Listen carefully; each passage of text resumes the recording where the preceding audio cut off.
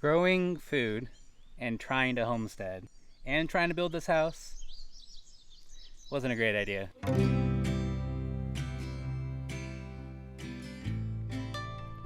If this is your first time watching one of our videos, this is Natalie, and I'm Don. Okay. And here we are at the trusty raised garden beds that we have on the south side of our pole barn house over here. So this is our third season. Each season has been a little different with the raised garden beds. The first season, I would say last year was our best year. It was really good. We had more veggies than we could eat. Everything grew the way it was supposed to. This year, not so much.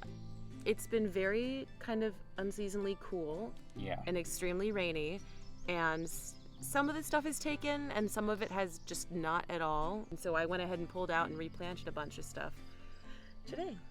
Yeah, I would say like that first season we filled it with like the half mulch, half stick, and then a lot of local aged horse manure. And so I think after it kind of established itself inside the beds for year two, like she's saying, it was really great. This year they had sunk so much, and I think it was the initial half fill with mulch that we did the first year. So we had to fill a lot of soil, and I don't know if it's the soil that they're not loving combined with, like their people. It was cheap soil. We didn't want to spend a fortune on these beds. Combined with unseasonably cool and rainy. Yeah. And also, I don't think we babied our starts the way that we should have. Like, we hardened them off, but then, we were out of town for 2 days, and we, left them in the dark. And then we brought them outside. So they have just said no. Yeah. So it's been a rough spring. And I think a lot of people actually can relate a little bit, especially with all the rain and, the weird cool nights and the late frost date and all that kind of stuff. So it just kind of is what it is. We've got so much focus with the house. Freaking finishing the thing. Yeah, anything that we grow and eat this summer is just a bonus. Yeah, we're just gonna go with it. Last year was so great that this year I'm like, what's going on, you guys? Yeah. What do you need?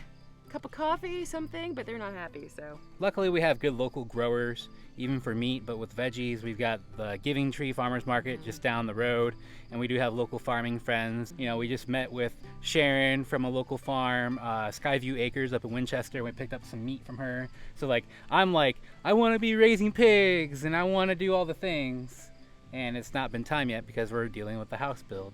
So it's nice to have local options so that we can still eat healthy and not have the stress of actually growing all the things. So here I have, this is Taiwanese water spinach that's growing. And then these are my bean starts that just have been super unhappy. So I went ahead and I replanted. So these are the new ones. Hopefully these will take better, because these have been in here for a month and they're really unhappy. So these are new ones, new guys coming up. There's another little baby there. This is one that's been here for a month, and you can see it's just kind of died off. It's just not doing its thing. So we're starting over. So this is one of our original tomato starts. It's been in here for a month, just doing nothing.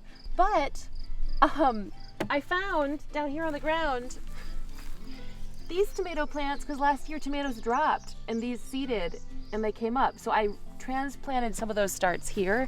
So these are looking better. So I'm hoping that these are happier than these, because they've been like this, just doing nothing for a while now.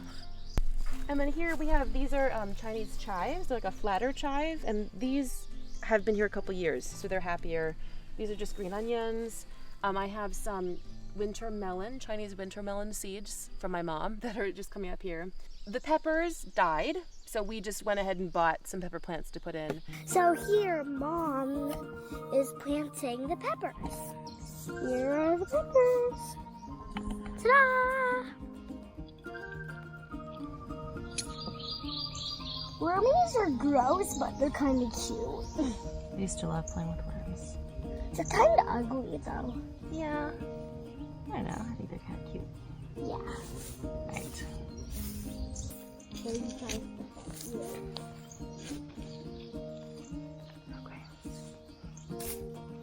Mommy, they're green peppers. Mom, there's a... And that is a random sunflower from Evelyn's first grade class. That really shouldn't be here, but whatever. This is the strawberry bed. This is one of the few beds that's doing okay. We actually have strawberries. So yeah, these have been here for a couple years, but because we raised the soil so much, I replanted them on the top, and these have been okay, and I'm glad they didn't die. That would have been sad. Then over here, really not much is happening. The cucumbers all died, so I ripped them out today and replanted. I have seeds, and then Don picked up these already, you know, smaller plants, so we replanted. So hopefully something happens. This butter lettuce was another volunteer, and these are really happy. It was on the ground, and I moved it into the bed. And then this was all Swiss chard, and it loved this spot last year, but it all died. So Evie pulled them all out for me, and then we replanted. So hopefully we will eventually get some. And this is our green stalk, first year that we filled and planted this. And these are doing really well. And the funny thing is we planted these lettuce starts at the same time as we planted everything else that's been so unhappy. So I don't know if like the cooler weather is like better for the lettuce than it is for the more summer crops. That's what I'm theorizing. But we just have some herbs. We have different kinds of basil, lettuce. I think this is pak choi, butter, red, and this thing seems happy. So glad someone's happy. Yeah, we want to give it like a full season with the green stalk garden planter to kind of give our total verdict on it and like really recommend it to people. But we have a lot of friends on YouTube, social media that have been using these things for years, and they've got like promo codes for it and everything like that. So far, I really like it. So far, so good. It was incredibly easy to put together. And honestly, and the drainage seems really like good. Like things like it seem to like it here. So with the garden, you know, it's successful but not, and it is what it is. Like it's bonus veggies, I guess. But you know, this whole time with building the house, I never should have gotten the chickens when we did, like 3 years ago. And then we got ducks too, and it's like it's definitely an extra chore to take care of them, but the systems are mostly established, you know, every now and then. I enjoy the eggs. I Yes. mean, I eat the eggs every day. So Like, when was the last time you actually walked in the chicken enclosure? never. I mean, I think it was like a year ago when we When you're trimmed clipping their wings. wings. Yeah. So she doesn't have to deal with it, and honestly, it's not that big of a time suck. You know, just going to the feed store once every 2 weeks to pick up feed and watering them, and it got really nasty because it's been so rainy. If you're on the East Coast, muddy. you know. Yeah. So instead of having them wallow around in the mud, we got some straw and filled that up today, and it is kind of a time suck, especially when we're trying to finish this house. Like, we're so close to it and we can see the end. All this like homesteading stuff that I really wanted to be gung-ho about and growing my own food for my family, it was all premature. But even though it's kind of not been the best timing, we've enjoyed what we have grown. I mean, I love the garden, and last year was amazing. So hopefully we'll get something this year. We're getting lettuce now. So Yeah, we made our first salad today. So again, like, the house should have been the priority for me all along, but I agree. got sidetracked. But sometimes getting sidetracked makes delicious meals and eggs and breakfast and that kind of stuff.